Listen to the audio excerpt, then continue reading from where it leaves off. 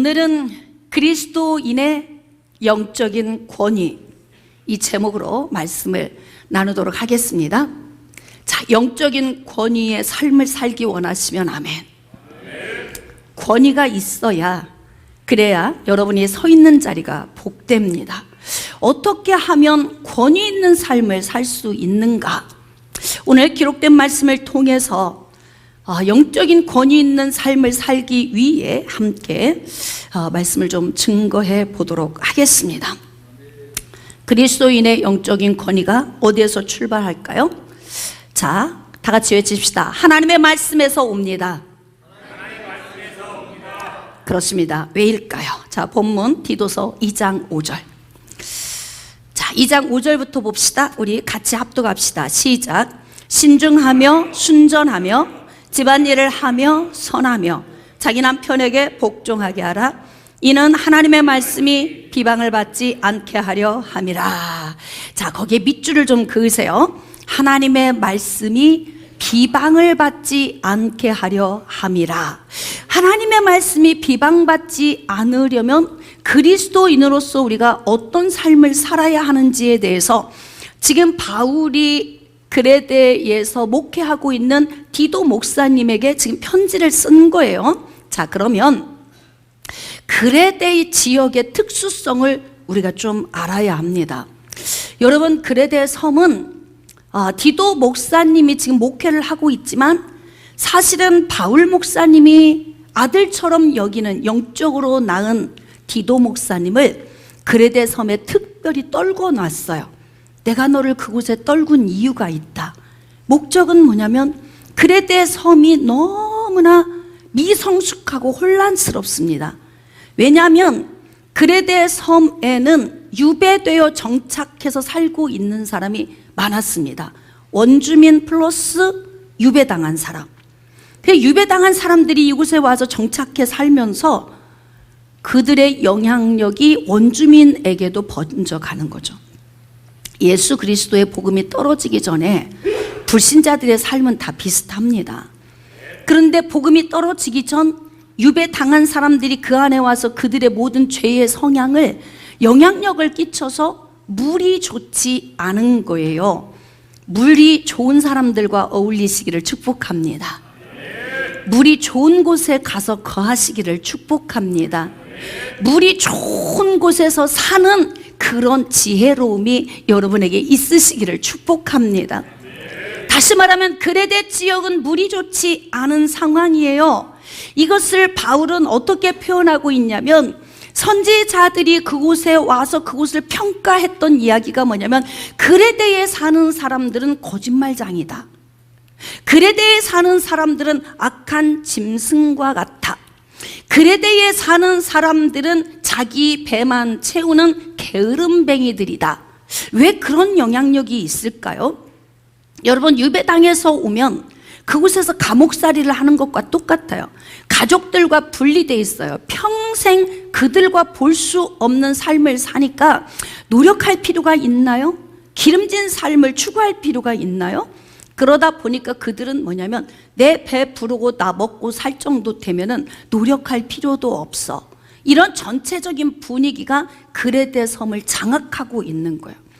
그러니까 이런 곳에 복음이 떨어져서 그런 영향력 하에 살고 있던 사람들이 예수 그리스도 안에 중생의 죄 씻음을 얻고 교회를 세우고 신앙생활을 하는데 도무지 신앙생활을 하고 있는 성도들의 삶 속에서 성숙됨을 찾을 수가 없는 거예요. 여러분, 어느 가정을 보면 부모가 미성숙하면 자녀들도 막 미성숙하죠. 부모가 안정감이 없으면 애들도 똑같아. 부모가 온전하지 못하면 자녀들도 온전하지 못한 삶을 살게 되는 거죠. 먼저 앞서가는 사람들의 모습이 그래서 굉장히 중요한 거죠. 근데 그레데 지역에 있는 전체적인 좋지 않은 물 가운데, 토양 가운데에서 살다가 예수 그리스도 안에 나와 구원을 받았는데 교회가 이제 세워져야 되는데 중요한 건 교회를 리더할 만한 사람이 없다는 것이 문제라는 거예요. 여러분, 교회는 반드시 서 있는 일꾼들이 필요합니다. 일꾼이 많으면 많을수록 든든한 교회가 될 수 있어요. 저희 교회는 많은 분과가 있습니다. 목사님, 이렇게 많은 분과가 필요합니까? 이렇게 많은 중직자들이 필요합니까? 아니요, 지금을 보고 있는 게 아니에요. 먼 미래를 보고 있는 거예요. 많은 여린 성도들이 왔을 때 감당할 수 있도록 하기 위해서 조직을 미리 준비해 놓고 이 중직자들을 영적으로 성숙시키는 훈련의 과정을 우리는 지금 걸어가고 있는 것입니다. 준비된 사람이 없으니까 교회가 든든히 서나갈 수가 없어요. 그러니까 바울 목사님이 디도 목사님을 그레데 섬에 내가 너를 떨궈 둔다. 그곳은 거짓말장이들이 많고 그곳은 악한 짐승 같은 물의 흐름이 있다. 여러분, 이 물은 근원을 이야기하는 거잖아요. 사람의 근원, 얼마큼 잘생겼나, 멋진가, 돈이 얼마나 많은가, 저 사람의 지위가 어떤가, 이것보다 더 중요한 게 있어요. 그게 뭔 줄 아십니까? 그 사람의 물이에요. 근원, 그 사람의 됨됨이. 첫눈에 반할 수는 있지만 지속적으로 만나다 보면은 정 떨어지는 사람 있잖아요. 물이 안 좋아서 그러는 거예요. 물이 안 좋아서. 좋은 물을 소유하는 건 내 가정생활이나 사회생활이나 영적 생활이나 이 좋은 물을 가지는 것은 굉장히 중요합니다. 근데 이렇게 좋지 않은 물이 흐르고 있는 그레데 섬에 교회가 세워졌는데 바울의 고민이 얼마나 크겠습니까? 그러니까 그곳에 가서 물이 좋지 않은 곳에서 구원받은 자들이 모여 있는데 그 좋지 않은 물이 여전하다. 교회 안에서도. 교회 안에서도 미성숙되면 물이 안 좋은 거예요. 그러니까 바울 목사님이 디도 목사님에게 부탁을 하는 것은 그곳에 가서 진짜 괜찮은 사람들을 장로와 감독으로 세워라. 진짜 괜찮은 사람이 어떤 사람일까요? 디도서 1장에 쭉 나열하고 있어요. 술에 임박이지 않은 사람, 거짓말하지 않는 사람, 남을 흉보지 않는 사람, 기타 등등 말과 행동이 성숙한 사람, 이런 사람을 장로와 감독으로 세워라. 이렇게 일 잘하는 사람, 똑똑한 사람, 행정에 뛰어난 사람, 이런 사람이 아니라 교회의 중직자는 인품이 된 사람, 이렇게 성경은 말하고 있다고요. 인품이 안 되면 나중에 다 까먹어. 아무리 실력이 좋고 능력이 있어도 다시 무너지는 거예요. 말 한마디로 천냥빚을 갚기도 하지만 말 한마디로 공든탑을 무너뜨리기도 합니다. 그 사람의 물은 그 사람의 근본을 이야기하고 그 사람의 그 근본은 어디를 통해서 나오냐면 말과 행동을 통해서 나오는 거예요. 근데 그레데 지역의 모든 이 근본적인 것은 거짓말장이이고 악한 짐승 같고 자기의 배만 채우는 게으름뱅이들의 물이다. 이게 전체적으로. 그런 가운데서 하나님의 건짐을 받아 교회에 나왔어요. 그런 사람들이 교회 안에 채워져 있습니다. 바울 목사님의 여전한 고민은 그들이 성숙되지 않은 문제예요. 이것이 이 지금 그레데 지역만의 문제가 아니고 우리가 신약 성경의 말씀을 보면은 대부분 모든 교회들의 이 미성숙된 부분이 주의 종의 가장 큰 고민이에요. 이것은 하나님의 근심이기도 하십니다. 왜 교회가 세워진 지 10년, 20년, 30년 이렇게 세월이 지났음에도 불구하고 왜 그렇게 그리스도인들은 성숙되지 못하는가? 그래서 디도 목사님을 그레데 지역에 떨구어 놓고 그리고 하나님의 말씀이 비방받지 않도록 목회를 하라, 이렇게 지금 명령하고 있어요. 근데 하나님의 말씀이 비방을 받지 않으려면 어떻게 해야 하냐면 그리스도인들이 살아가는 삶이 변하지 않으면 안 된다는 거예요. 하나님의 말씀이 비방을 받지 않을 때 우리는 영적인 권위가 생기는 거예요. 그리스도인은 빛이라며 그리스도인들은 소금이라면서, 근데 어디에서 저 사람이 빛의 모습이 보여? 어디에서 저 사람이 맛을 내는 소금의 역할을 감당하고 있어? 아니잖아, 없잖아. 그러니까 하나님의 말씀의 효력이 삶 속에서 발생되지 않기 때문에, 그래서 하나님의 말씀에 비방이 오면 그리스도인의 영적 권위는 세워지지 않습니다. 여러분들이 교회 안에서 얼마큼 기도했는가, 얼마큼 헌신했는가, 얼마만큼 여러분들이 하나님께 드렸는가, 이것은 하나님과 1대1의 관계의 문제이고요.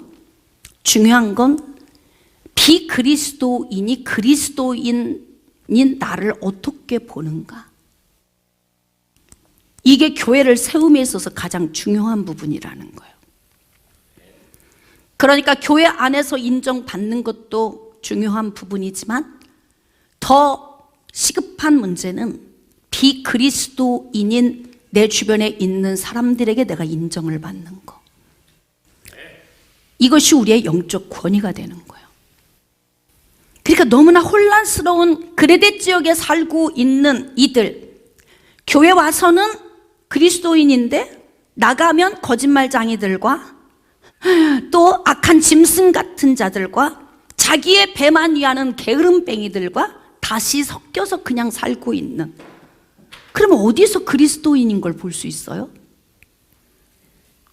왜 우리는 구별된 삶을 살아야 하나요? 왜 우리는 다른 물에서 살아야 할까요? 여러분, 물이 좋지 않으면 토산이 익지 않고 떨어집니다. 여러분이 삶 속에서 불행한 이유가 뭘까요? 저나 여러분이 삶 속에서 모든 걸 잃어버리고 실패하는 이유가 뭘까요? 물이 안 좋아서 그래요. 다른 문제 아니에요. 기도를 조금 해서, 찬양을 뜨겁게 안 해서, 야, 오늘 너무 뜨겁잖아요. 예? 저도 그냥 그 군인들 생각하면서 우리 자녀들 막 그 아이들이 어두운 밤에 막 하면서 그 하는 그 영상을 아마 대부분 다 봤을 거예요. 실로암 부르는 거. 우리 아이들이 저 정도 하면 우리는 3배, 4배는 더 뜨거워야 된다. 예?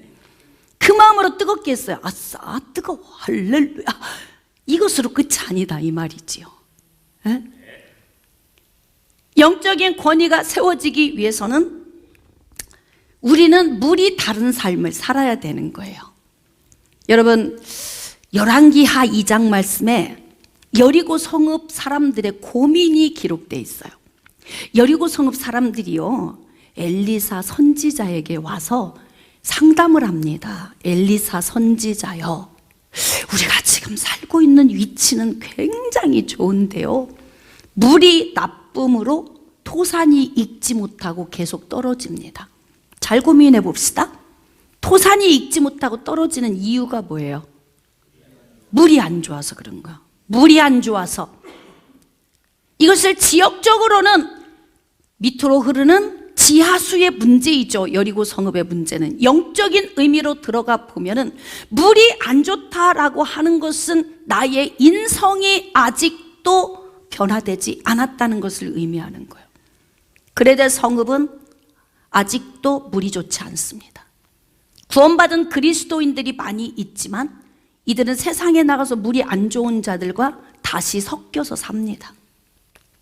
그래서 어디서 보아도 그리스도인 같은 모습을 느낄 수가 없는 거예요. 영적 권위가 있을까요? 없어요. 영적 권위가 없으니까 그 다음 이어서 오는 게 뭘까요? 하나님의 말씀에 비방이 오는 거죠. 그 문제가 다 연결이 된 거예요. 하나님의 말씀이 비방받지 않도록 우리가 살면 하나님이 세우신 교회도 건강하고 견고하게 세워지는 거예요. 결국 누구의 문제다? 그리스도인인 나 한 사람의 문제이다. 여러분은 그렇게 말하고 싶지 않겠죠? 저 분과위원장 때문이에요. 우리 구역장 때문이고 제 문제가 아니에요. 다 이렇게 말하고 싶을 거예요. 그러나 하나님의 말씀을 나에게 비추어서 내가 어떤 존재인가를 볼 수 있어야 돼요. 우리는 지난주에 재직과 직분자 임명을 했습니다. 권사 안수 집사 임직 취임도 했지요. 거기에서 끝난 게 아니에요. 우리가 이제는 어떻게 되어져야 되냐면 물이 달라져야 돼요. 성숙되어져야 합니다. 누구를 위해서? 우리가 지금까지 불행한 이유는 누구의 문제였어요? 옆 사람 문제였죠. 다시 옆 사람 문제였죠. 배우자의 문제였던 거예요. 자녀의 문제잖아요. 부모 문제였죠. 옆에 있는 성도 문제였죠. 목사님이 말씀을 은혜롭지 않게 전한 문제였던 거죠. 아닌 거예요? 그럼 뭐가 문제인 거예요? 도대체 뭐가 문제예요? 할렐루야. 우리 하나님께 영광의 박수 한번 드립시다. 내 문제를 볼 수 있는 사람이 복입니다. 내 문제예요. 내가 물이 좋지 않은 거예요. 그러니까 토산이 익지 않고 떨어지는 거예요. 우리는 다 다른 사람의 문제로 돌리고 싶지만, 그러나 우리가 말씀으로 깊이 들어가 보면은 내가 물이 좋지 않은 문제 때문에 내 인생의 삶에 토산이 익지 않고 떨어지는 문제가 발생했다는 거죠. 그래서 지금 바울 목사님은 디도 목사님을 불러놓고서, 디도 목사님 이리 좀 와봐. 아들 같으니까, 태신자니까, 그리고 훈련시켜서 주의 종이 되었으니까 아들처럼 사랑하고 아끼는 그를 이렇게 메마른 땅으로 파송해서 보내는 거예요. 그러면서 당부하는 게 뭐냐? 교회의 조직을 잘 세워라 이거예요. 교회의 조직을. 그래대 지역에 있는 교회에 가서 장로와 감독을 잘 골라서 세우고, 그리고 난 다음에 너는 교회를 세우고 있는 성도들을 잘 가르쳐야 한다. 그러니까 주의 종의 은사 가운데 가르치는 은사가 있다면 정말 탁월한 은사예요. 주의 종에 가르치는 은사가 없으면요, 써먹을 데가 없습니다. 왜냐하면 막 능력은 나타나는데요, 가르치질 못하면 성도들이 성숙이 안 돼요. 그러니까 고린도 교회처럼 되는 거예요. 그러면 엄청나게 유창하게 방언은 하는데요, 성령의 열매가 없어요. 그러니까 바울이 얼마나 답답하면, 은사도 중요하지만 사랑 위에 세워라. 성령의 열매의 터 위에 성령의 은사를 세워라. 그러면서 성령의 열매는 사랑과 희락과 화평과 오래 참음과 자비와 양선과, 아멘 할 때까지 제가 여러분의 눈을 보는 거예요. 충성과 온유와 절제니 이 같은 것을 금지할 법이 없느니라. 아무리 방언을 유창하게 해도, 아무리 탁월한 은사가 있어도 성령의 열매 없으면 그 아무것도 아니야. 그러니까 결국 물이 좋아져야 하는 것은 무엇이냐면 성령의 열매예요. 성령의 은혜 안에서 우리의 속사람을 갈아엎고 말이나 행동하는 것이 성숙해져야 하는 거죠. 그래서 교회의 중직자들을 세울 때 잘 세우라는 이야기죠. 그럼 이제 여기서 고민되기 시작하는 거예요. 왜? 나는 과연 그런 존재인가? 그러지 못한데 목사님께서 또 하나님께서 감동 주셨다고 나를 중직자로 세우셨으니, 그러면 나는 어찌하면 좋을까? 예? 어찌하면 좋을까? 이런 고민이 오죠. 지금부터 성숙해지면 됩니다. 주의 종들은 저 사람이 성숙될 때까지 기다려야 되면요, 죽어야 돼. 죽은 뒤에나 가고 나서 세워야지 이제 이렇게 되는 거예요. 그러면 어떻게 하느냐? 세워놓고 만들자. 예? 자리에 앉혀놓고 만들자. 자리가 사람을 만든다 그러잖아요. 그래도 보세요. 안수 집사님들 저 여기 이렇게 멋진 옷 딱 앞에 입었잖아요. 저렇게 입고 누추하게는 안 하겠지. 왜 이렇게 편하게 입힌 거예요? 거룩한 부담감이에요. 명찰까지 달아서 딱 여기에다가 명찰까지 해놨잖아요. 왜 그래요? 거룩한 부담감. 오, 안수 집사님이시구나. 그러면 뭐냐면 여러분의 말이나 행동 하나하나가 얼마나 조심스럽습니까? 이 옷 입고 있는 동안에는 그나마 좀 낫겠죠? 어떻게 생각하세요? 벗으면? 막 나와?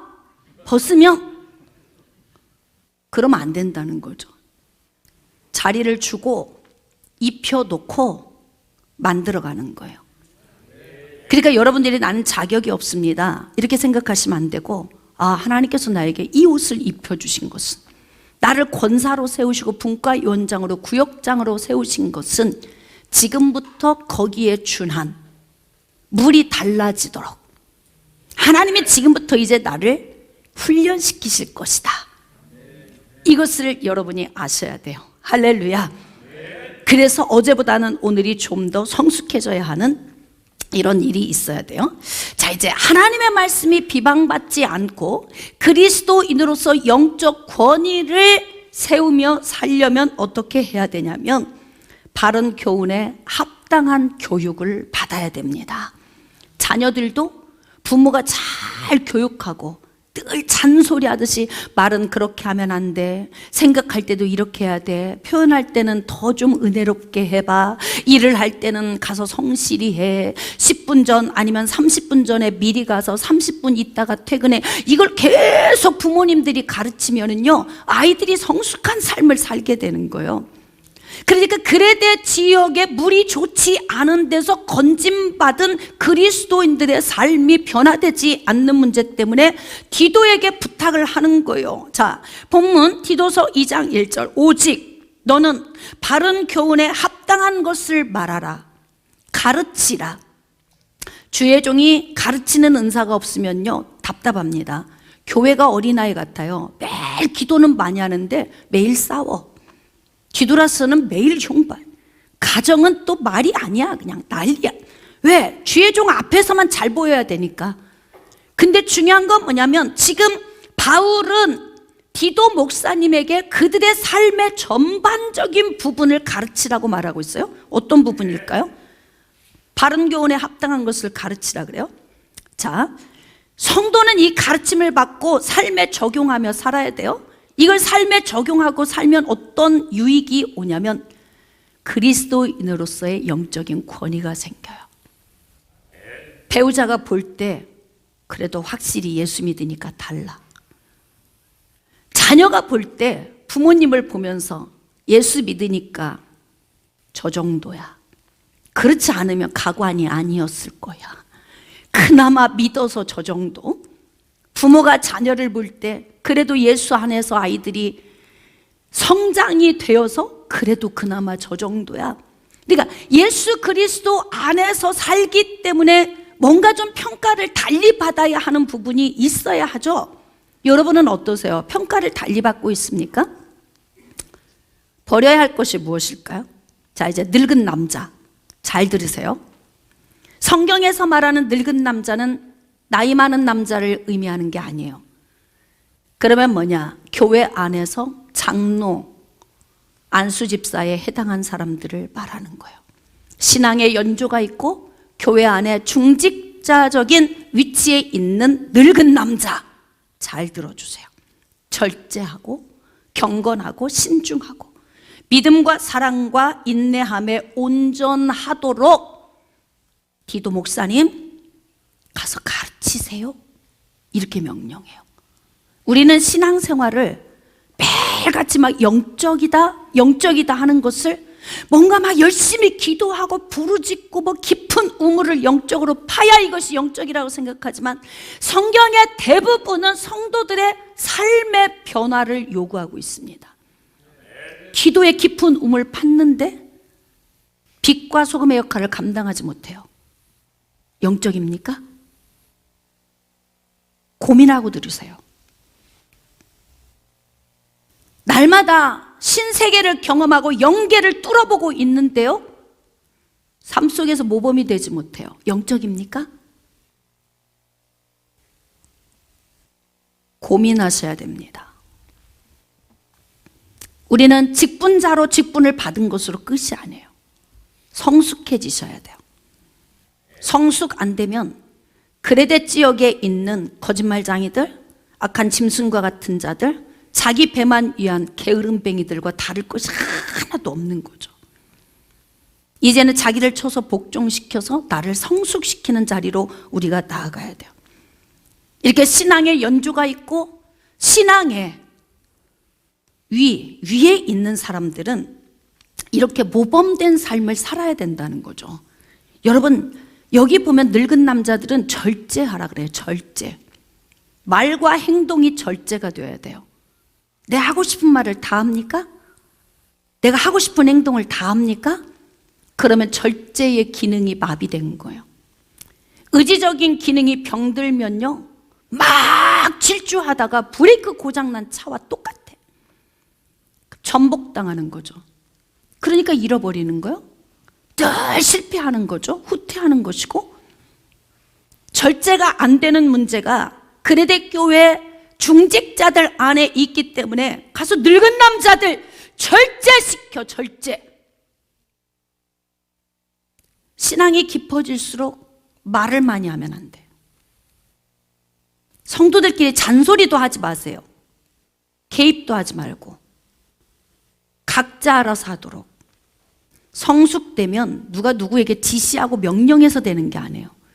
각자 자기 위치에서 자기 주어진 것만 잘하면 되는 거예요. 내 일만 열심히 하면 되는 거예요. 늙은 남자들, 이 말씀이 아멘 화답이 되시면 큰 소리로 아멘. 그렇습니다.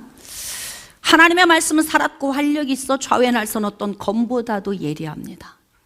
검으로 찌르는데 안 아프겠어요? 아프시지.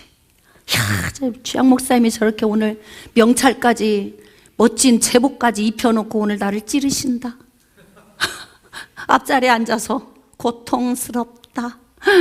근데 이게 제가 하는 것이 아니고 미성숙한 그레데 지역의 성도들에게 바울 목사님이 디도 목사님 파송하고 그곳에 떨구면서 하는 얘기가 그 인간들 좀 만들어라 그 얘기예요. 쉽게 말하면 다시 뭐 만들어라? 사람 만들어라, 인간 만들어라 그 뜻이거든요. 깨달아지십니까? 아직도 성품이 안 되고 아직도 말과 행동의 절제가 안 된다면 그레데 지역에 있는 짐승과 같은 존재와 똑같다. 그거요. 교회가 성숙이 안 되면 이건 심각한 겁니다. 나이를 먹었는데 성숙되지 않는다. 자발적으로 일을 못한다. 시켜야만 한다. 누군가의 잔소리를 통해서만 내가 움직여야 한다. 심각한 거죠. 미성숙한 거예요. 근데 이렇게 절제하고 경건하고 신중하고 믿음, 사랑, 인내함에 온전해야 된다. 야, 그러면 오늘 우리 마음속에 난 설 자리가 없네. 설 자리가 없어. 어떻게 해야, 어디로 가야 좋을지 난 잘 모르겠네. 지금 이렇게 마음속에서 힘들 수 있어요? 그래도 아프셔야 돼. 죄송해요. 말씀은 아파요. 하나님은 의도적으로 아프게 하신 거예요. 아파야 성숙해요. 아픈 만큼 성숙해지는 거예요. 말씀이 달콤하면 썩습니다.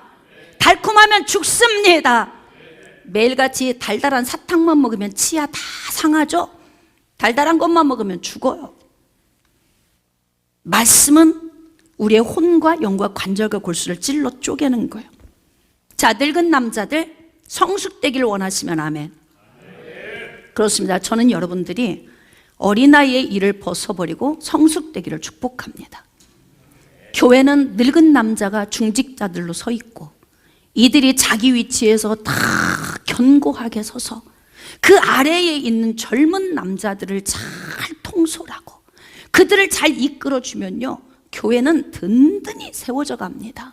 근데 그레데 교회가 그렇게 하지 못하는 문제 때문에 너무 심각하니까 디도 목사님 파송하면서 신신당부하는 거예요. 자, 그러면 젊은 남자들은 어떻게 해야 할까요? 자, 본문 디도서 2장 6절로 8절. 자, 너는 이와 같이 젊은 남자들을 신중하도록 권면하되. 담임 목회를 하고 있는 디도 목사님이 늙은 남자들을 변화시킬 뿐만이 아니라 젊은 남자들, 교회에 이제 막 들어온 초신자 또는 새신자, 아직 믿음이 연약한 자들, 이러한 자들도 잘 권면하래요. 여러분, 권면은 아픈 거거든요. 권면은 다 우리 인생에서 진짜 꼭 꼬집어서 말해주는 거거든요. 대부분 막 설립 예배 드리면 권면 시간이 있잖아요. 목사님들 축사는 쉬워. 축사는 막 축복해주면 돼요. 권면은요 뼈를 찔러줘야 되거든요. 앞으로 목회할 때 예수에 미치지 않으면 당신 성공할 수 없습니다. 이런 거 권면이잖아요. 아프거든요. 근데 지금 디도 목사님에게 젊은 남자들에게 권면하라 그래요. 그리스도인들이 성숙되지 않는 문제 때문에 제가 목회하면서 가끔 가슴 아픈 게 뭐냐면 우리 아들이요 교회를 안 나간대요. 왜요? 예수 믿는 사람들한테 너무 많이 상처받아서요. 직장에서 사회에서 예수 믿는 사람들에게 너무 많이 상처를 받아서 교회 하면 치가 떨린다는 거예요. 그것 때문에 자녀들이 교회를 떠난 경우가 많이 있어요. 근데 그런 이야기 들을 때마다 너무 안타까운 거예요. 교회 나와야 할 수 없이 많은 사람들이 교회 다니는 사람이 치가 떨린다. 이게 심각한 문제 아닙니까? 나는 예외라고 생각하시면 안 돼요. 내가 살아가는 삶을 보세요. 일단은 빛과 소금이 되도록 에너지가 넘쳐야 돼요. 치유훈련학교에서 훈련받는 거 자훈련 받으세요. 그리고 여러분이 교회에서 중직자들로 가정에서 가장으로 여러분의 삶의 영역에서 기둥으로 서 있을 때 이 에너지를 여러분들이 부어주는 자들이 되어야 하나님의 말씀이 비방을 받지 않는 거예요. 그래야 영적인 권위도 생기는 거고요. 근데 지금 젊은 남자들에게 권고를 하는데 어떻게 하느냐? 범사에 네 자신이 선한 일에 본을 보여라 그래요. 선한 일에 본을 보이면서 교훈에 부패하지 않고 단정하도록 훈련시키라는 거예요. 단정하라는 것은요, 근신하라는 거예요. 근신은 주시하라 이 뜻이거든요. 주시하라. 어디를 주시하는 거예요? 예수 그리스도. 그가 십자가에 못 박히신 것만 난 자랑하겠다? 바울은 이렇게 고백을 하고 있잖아요. 신앙 안에서 다른 영혼들을 우리가 섬기기 위해서는 젊은 남자들, 이제 막 교회에 들어와서 새신자든 초신자이든 신앙이 막 자라가고 있는 사람들에게 정신적으로 차렷! 영적 차렷 자세를 가지고 예수 그리스도에게 초점을 맞추고 하나님의 말씀의 삶을 적용하며 살도록 근신하라 이렇게 가르치라는 거예요. 젊은 남자들 근신하시길 원하시면 아멘. 정신 차리고 살길 원하시면 아멘. 여러분 성경은 요소에 정신 차리라고 기록하고 있어요. 정신의 영역이 어딘 줄 아세요? 지식과 감정과 의지적인 영역이에요. 혼적인 영역. 우리는 막 영적인 건 굉장히 어디 뭐 4차원의 어디로 들어가야 영적이라고 생각하는데 바울도 베드로도 정신 차려. 네 혼적인 영역, 지식과 감정과 의지적인 이 영역을 차렷! 그리고 말씀으로 무장하고 예수님 닮은 삶 살라고 권고하고 있어요. 그것이 지극히 영적이라는 거죠. 그러니까 영적인 것과 삶은 둘이 아니에요. 하나요. 기도 열심히 했는데 변화 안 된다. 영적입니까? 잘 생각하고 고민하세요. 30년 신앙생활하고 예수 믿어진다고 하는데 아직도 여러분의 성격이 변하지 않았다면 영적인 것 맞습니까? 늘 하나님의 은혜 사모하고 산다고 하지만 주변에 있는 사람들 사랑으로 품지 못하는데 영적입니까? 뭐가 영적인 거예요 도대체? 삶으로 살아드리세요. 삶이 변화되지 않는 그레데 지역 교회 성도들을 디도 목사님 가서 그들의 삶을 바꿔주세요. 그래요. 삶이 변화 안 되면 영적이지 않아요. 삶에서 살아내지 못하면 영적인 거 아니에요. 할렐루야! 변화되길 원하시면 아멘. 신앙의 여린 초신자 새신자 지금 막 자라가고 있는 그러한 연약한 가운데 있지만 젊은 남자들 영적으로 하나님의 말씀을 적용하며 변화되길 원하시면 아멘. 그렇습니다. 교회 안에서 이 부분이 안 되면요 교회는 항상 혼란스러운 거예요. 그래서 혼란스러운 거예요. 성숙되지 않으니까. 책망할 것이 없는 바른 말을 하게 하라. 이 말이 그렇게 중요하다니까요. 말과 행동에서 다른 사람에게 시험 들지 않게 하는 요인. 이게 너무너무 중요해. 그래서 뭐냐면 대적하는 자로 하여금 부끄러워 우리를 악하다 할 것이 없게 하기 위해서 훈련하라 그래요. 대적자들은요 계속 우리의 아킬레스 것만 보고 있거든요. 마귀적인 요인은요, 네가 뭔 예수 믿는 사람이야, 너 말하고 행동하는 거 봐, 너 예수 믿는 거 맞아? 야, 그러면 벌써 지금 하나님의 말씀이 지금 비방받고 있는 거죠.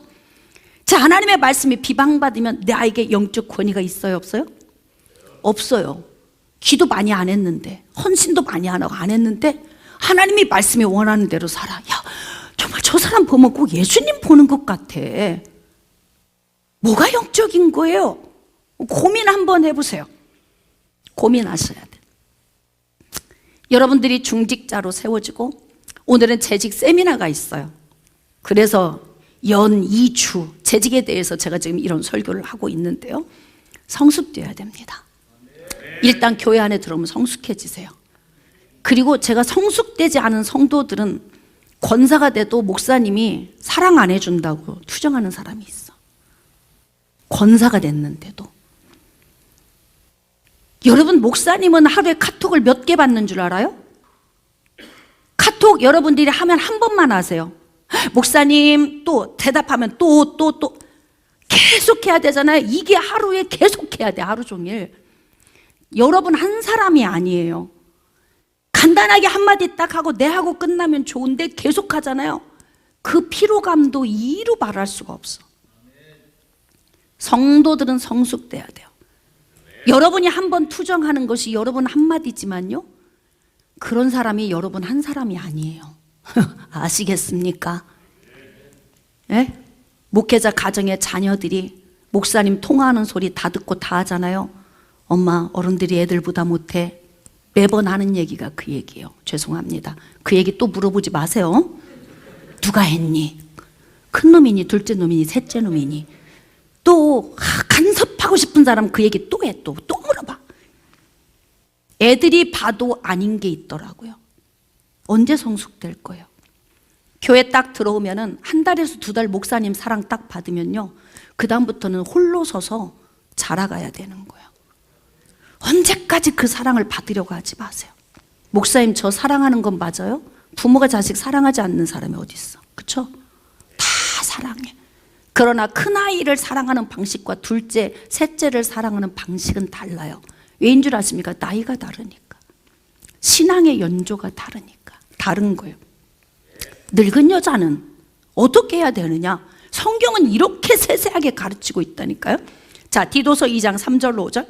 늙은 여자로는 이와 같이 행실이 거룩하고 모함하지 말고 많은 술에 종이 되지 않고 선한 것을 가르치는 자들이 되어라.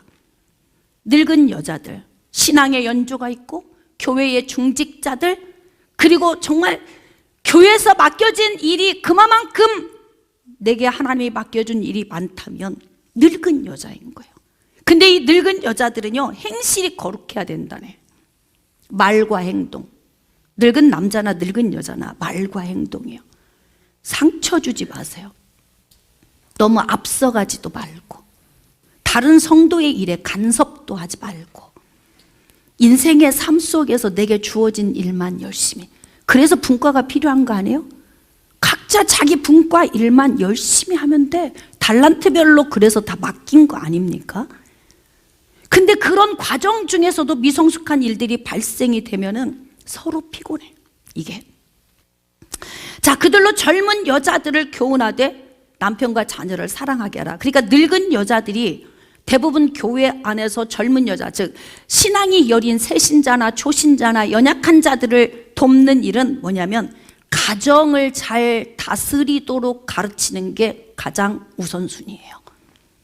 기도를 얼마큼 해야 되는지, 헌신을 얼마큼 해야 되는지가 우선순위가 아니에요. 우리는 삶이 변화가 되는지 안 되는지, 성숙해지는지 아닌지 여기엔 별로 관심이 없어. 막 무조건 헌신시키고 무조건 열심을 시켜. 그러니까 30년 40년 됐는데도 아이 같아. 성숙이 안 되는 거예요. 여러분들이 삶을 잘 가르쳐야 돼요. 구역장들은 구역 식구들을 잘 가르쳐야 돼요. 구역 식구들에게 휘둘림 당하는 구역장도 있어요. 영권이 없어서 그래. 영적인 권위가 없으니까 그래요.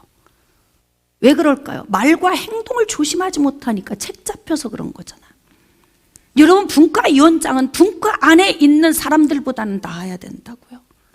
말과 행동이 성숙해야 돼. 모범된 삶을 살아야 하는 거예요. 늙은 여자들은 젊은 여자들을 잘 도우라는 거예요. 일은 혼자 하는 게 아니에요. 여러분, 자녀들을 양육할 때에도 자녀들의 미래를 생각하고 양육하는 거예요. 나중에 저는 딸이 셋이잖아요.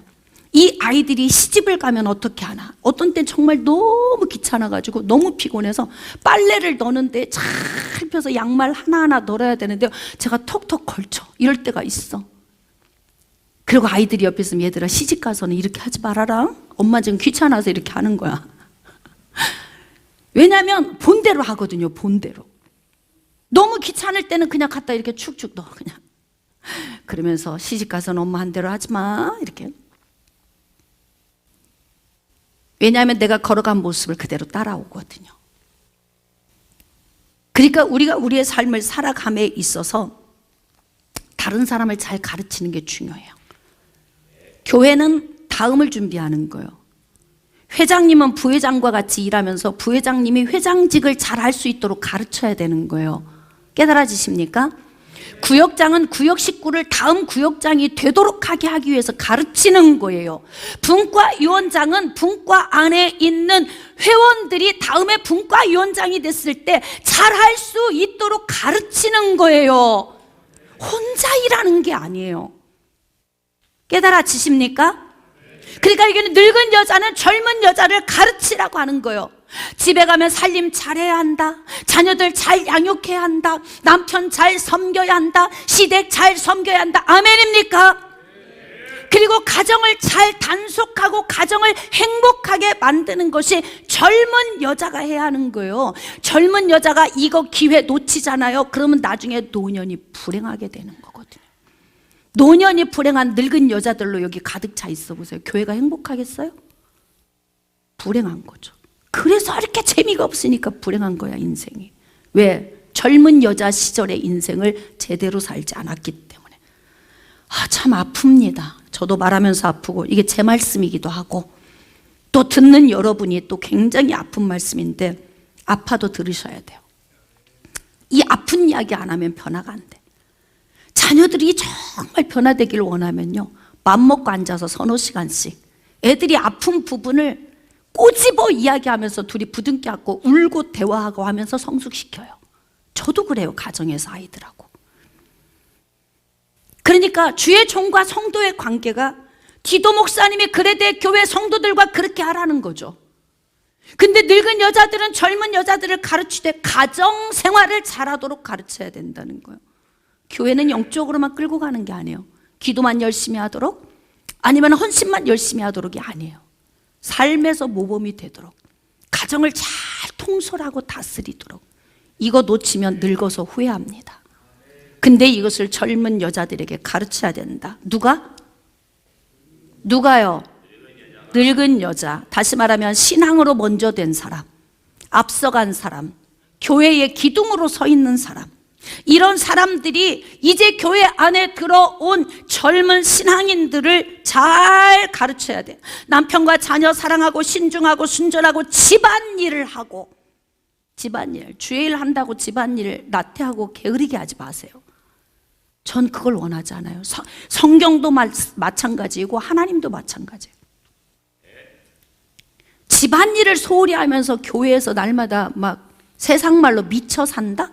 그래서 욕을 먹는 거예요. 그래서 하나님의 말씀이 비방을 받는 거예요. 그래서 영적 권위가 없는 거죠.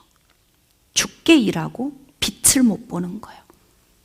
죽도록 일하는데 다른 사람을 구원시키지 못하는 거예요. 심지어는 내 자녀들까지도. 그러니까 지금 내가 살고 있는 게 잘 살고 있는지를 잘 보셔야 돼요.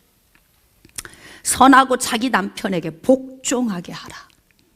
남편을 세우는 거 너무 중요합니다. 목사님, 그 인간이 차라리 빨리 갔으면 좋겠어요. 이런 기도하는 사람이 있을 수도 있어요. 지긋지긋해서. 그래도 남편을 존중해줘야 된다 그래요, 성경적으로. 근데 중요한 건 존중해주면 자기가 존중받으면 변화됩니다. 다혈질적인 사람 사랑 넘치게 줘보세요. 사랑받으면 부드러워져. 해보셔봐 한번. 안 해봐서 지금 답을 모를 수도 있어요. 넘치게 부어줘 보세요. 강팍한 사람도 다 녹습니다. 변화됩니다. 누가 해야 되는 거예요? 그럼요, 내가 해야 되는 거예요. 내가. 이유는 하나님의 말씀이 비방을 받지 않도록 하게 하기 위해서. 할렐루야. 즉 하나님의 말씀이 비방을 받지 않으려면 내가 사는 걸 잘 살아야 된다는 거예요. 기도 몇 시간 했는가가 중요하지 않다는 이야기예요. 얼마큼 헌신했느냐가 중요하지 않다는 거예요. 교회에서 기도 많이 하고 헌신 많이 하고 주님을 위해 죽도록 충성을 했는데 밖에 나가서는 사람들에게 인정을 받지 못해. 영적입니까? 고민하세요. 지극히 영적인 것은 말씀을 잘 적용하며 삶을 잘 사는 거예요. 그것이 곧 기도이고 그것이 곧 헌신이고, 그래야 많은 사람들이 주께로 돌아오지 않겠습니까? 나를 보고 내가 빛이 되고 소금이 되어야, 그래야 그 모든 사람들이 교회에 나오는데 우리만 좋아, 그냥 우리만 좋은 거예요. 이게 그레데 교회의 문제인 거죠. 그래서 바로 뭐냐면 하나님의 말씀이 비방을 받지 않도록 우리는 변화된 삶을 살아야 된다. 질문하겠습니다. 아프십니까? 아픕니다. 정상이에요. 안 아프면 양심에 화인 맞은 거예요. 이 말씀을 들을 때 당연히 아파야 맞아요. 하나님의 말씀이 혼과 영과 관절과 골수를 찔러서 쪼개신다잖아.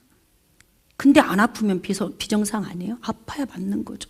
저도 아파요 지금. 이 말씀을 내 말씀으로 저도 들으니까.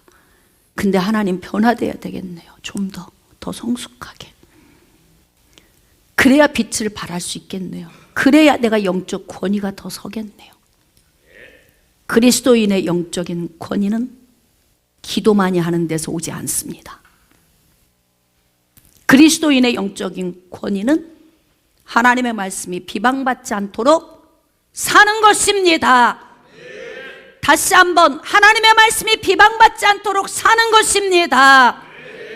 그러므로 사랑하는 성도 여러분, 저는 여러분들이 진실로 영적인 사람이 되기 위해서 하나님의 말씀을 삶에 적용하면서 하나님의 말씀이 비방받지 않도록 그 말씀의 권위 안에 여러분이 영적인 권위를 적용하며 살도록 여러분의 삶이 변화되시기를 주님의 이름으로 축복합니다.